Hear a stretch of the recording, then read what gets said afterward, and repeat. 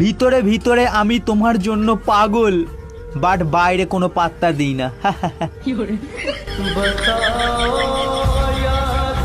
পড়াশোনা নিয়ে এতটাই চিন্তায় আছি যে সেই চিন্তাতে পড়াশোনাই হচ্ছে না। আজকে বিচার হয়েই যাক, তুমি আমার হবে কি না, নাকি আমি তোমার হব।